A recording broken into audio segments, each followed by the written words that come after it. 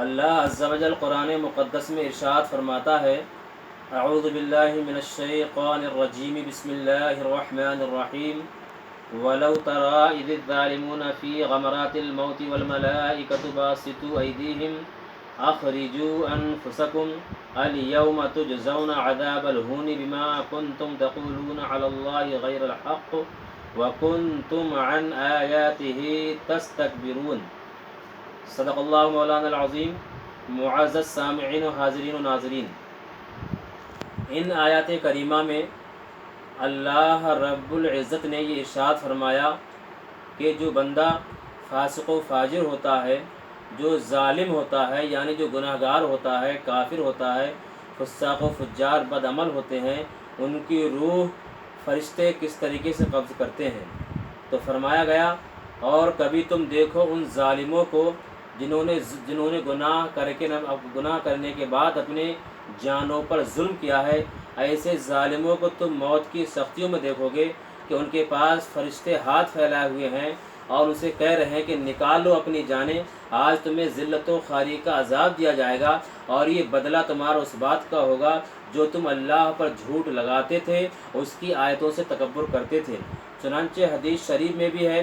مشکات شریف کی حدیث پاک ہے، اللہ کے رسول حضور نبی کریم مصطفیٰ کریم علیہ الصلاۃ والتسلیم نے ارشاد فرمایا کہ جب کسی برے اور بدکار انسان کی روح قبض کرنے کے لیے ملائکہ تشریف لاتے ہیں تو ان کے ساتھ کالے کالے چہروں والے اور ڈراؤنی شکل والے عذاب کے فرشتوں کی جماعت ہوتی ہے، جن کے ہاتھ میں ایک ٹاٹ ہوتا ہے، وہ جہنم سے آتا ہے اور بدبودار ہوتا ہے، کھردرا ہوتا ہے، اور ملک الموت اور وہ تمام فرشتے اس بدکار کے سرہانے بیٹھ کر نہایت تلخ اور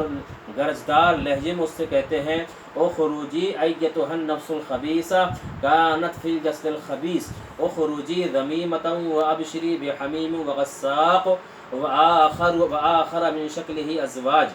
یعنی اے خبیث روح، اس خبیث بدن سے نکل، تو لائق مذمت ہے، اور تجھ کو گرم گرم جہنم کے پانی اور جہنم کے پیپ کا تجھے کھانا دیا جائے گا، اور اس طرح کے قسم قسم کے عذابوں کی تیرے لیے وعید ہے، اور جہنم میں تیرے لیے عذاب تیار ہے، اللہ تبارک و تعالیٰ تجھ سے ناراض ہے۔ پھر عذاب کے فرشتے اس روح کو جہنمی ٹاٹ میں لپیٹ کر آسمانوں کی کا رخ کرتے ہیں، تو اس کے لیے آسمانوں کے دروازے نہیں کھولے جاتے، اور آسمانوں کے فرشتے اس کی روح کو یہ کہہ کر دھتکارتے ہیں اور پھٹکارتے ہیں کہ اے خبیث جان، تو خبیث بدن میں تھی، ہم تیرے لیے خوش آمدید نہیں کہہ سکتے، تو واپس لوٹ جا، تو قابل مذمت ہے، اس لیے تیرے لیے آسمان کے دروازے نہیں کھولے جائیں گے، اور تو اس قابل نہیں کہ دربار الہی تک تیری باریابی اور تیری رسائی ہو سکے، تو آسمانوں میں آنے کے لائق نہیں ہے، اور اس کے بعد اس روح کو واپس زمین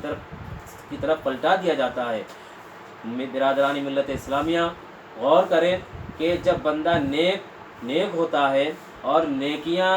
کرنا اس کی عادت ہوتی ہے، تو اس پر اللہ تبارک و تعالیٰ کا خصوصی کرم ہوتا ہے کہ موت کے وقت اسے راحت ملتی ہے، فرشتے نہایت آسانی سے اسے پیش آتے ہیں، اس کا خیر مقدم ہوتا ہے، آسمانوں میں اس کے لیے کسی آسمان پر خوش آمدید کہا جاتا ہے، مرحبا کہا جاتا ہے، اہلاً و سہلاً کے نعروں کے ساتھ اس کا استقبال کیا جاتا ہے، اور جب